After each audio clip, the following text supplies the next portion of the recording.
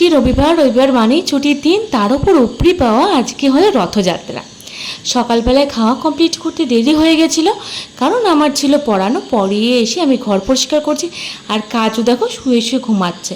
আর যেই আমি নতুন বেড খাবার পেতেছি অমনি ওর হুজ্জুতি শুরু। মা আজকে রান্না করবে ইলিশ মাছ।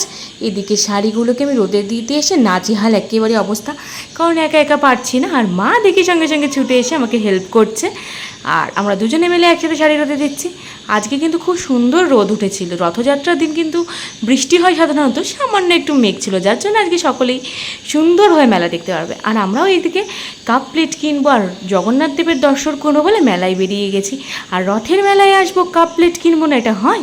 প্রথমে জগন্নাথ দেবের দর্শন করে আমার মা এই দোকানটাকে দেখে একদম থ হয়ে দাঁড়িয়ে গেল। তারপরে এই দোকানটাই ছিল প্রচুর ইউনিক ইউনিক জিনিস। আর রথযাত্রায় আসবে আর জিলেপি খাবে না, এটা হয়? কেমন লাগলো জানিও, সাপোর্ট করে পাশে থেকো।